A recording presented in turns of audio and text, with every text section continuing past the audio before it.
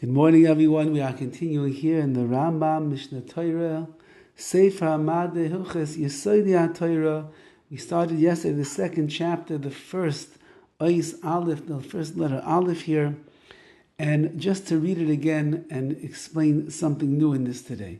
Hakel hanichbad v'hanora hazeh mitzvah le'avoy, or mitzvah le'avoy u'leyira mimenu. There's a mitzvah that HaKadosh Baruch Hu, the awesome God, has given us. And that is to love Him and to fear Him, like it says in the pasuk, "V'ahavta Hashem Elokecha," love Hashem your God. And it says further, as Hashem Elokecha Tira, you have to fear, you have to have awe of Hashem. Now we described why it is the Ava, the tremendous love that we have to have for HaKadosh Baruch Hu. If a person examines their life and they see all of the blessings and all of the brachas and the good, and how HaKadosh Baruch Hu takes care of us, and even in the darkest of times, HaKadosh Baruch Hu never abandons us, and even if we're struggling, HaKadosh Baruch Hu is holding us up. He never leads us into the oblivion. The Rabbi Shalom is always there. He's always embracing. He's always loving. He's always caring. And therefore, as HaKadosh Baruch Hu shows His great ahava, His great love for us, it allows us to show and be mechazik and strengthen our great ahava, our love for Hashem. Just like in a marriage, when a husband will show his tremendous ahava, his love, his caring, his compassion, his concern, his giving to his wife, in general, the wife who feels now beloved and respected and recognized and honored, she will respond in kind with ahava, with love towards her husband as well, taking care of him and his needs and so on and so forth. And it goes like this in both sides of the marriage. The wife to the husband shows love, the husband will show his love, and vice versa. The second idea that the RAMBAM speaks about is Hashem Elokecha Tira, you have to fear Hashem your God.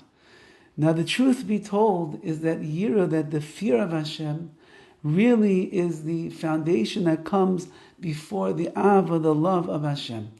And Yira is divided into two chalokim, two different parts. This is based upon the words of the Perush, the commentary that is running along the side of the Rambam. And he explains there is the rudimentary level of Yira, and then there's the much loftier level of Yira as well.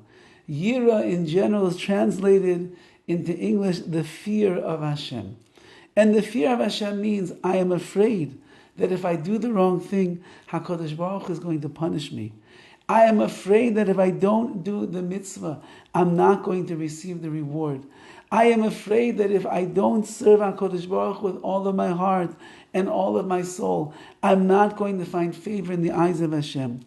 And therefore, when I put all of these concerns together, and that looming fear of einish, of punishment, of consequences that is hanging over me if I do the wrong thing, so that fear then brings me into the world of mitzvahs, and it catapults me and encourages me to perform the mitzvahs of Hashem and stay away from the averas, the sins, because I don't want to bring upon myself the wrath of the Rabbi Shalom. I don't want to disappoint Him, and therefore He's going to get angry and upset and punish me and give me consequences, and I'm not going to receive my just reward in the world to come. That is the basic level of what we call Yiras Hashem, the fear of God. However, that's only basic. That's only one-dimensional. That's like a child that is frightened of his father or his mother when he comes home with the bad report card, because what are they going to say? Or when he gets in trouble and he's willing to lie his way out of the trouble in order not to be able to get punished or a patch or a consequence. That's basic. But the much loftier and the higher level of Yira that we are trying to ascribe ourselves to and we are trying to reach, that is called Yiras Hashem. That is called not fear, but that's rather the awe of the loftiness and the greatness of the Rabbi Shalom.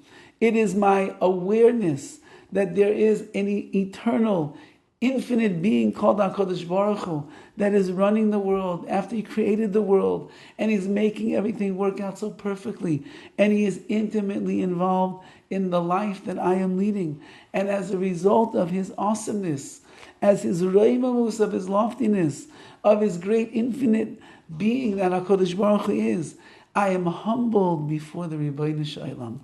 I subjugate myself to HaKadosh Baruch Hu, not out of fear that he's going to punish me if I do the wrong, but I am so overwhelmed by the awesomeness of HaKadosh Baruch Hu.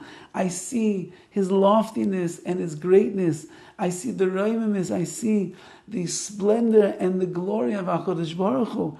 And I look at myself, a little tiny speck of dust in this vast universe that is coming into this world after thousands of years and amongst billions of people. What am I? Mi ani. Who am I? Something that is so small and tiny compared to Hashem. And therefore I am overwhelmed with the awesomeness and the glory and the splendor and the loftiness of Hashem. That's Yiras Hashem, the fear of Hashem. It's the awe of HaKadosh Baruch Hu. When I reach that level, and I'm willing to accept upon myself all of the mitzvahs, all of the Torah, all of the avodas Hashem, then I can come to the next level of creating a bond with HaKadosh Baruch Hu that is founded and rests upon Yira, the fear and the awe. Then it brings me into the world of Ava, the world of love. Perhaps we'll speak a little bit more about that tomorrow, Be'ezras Hashem. Have a wonderful day.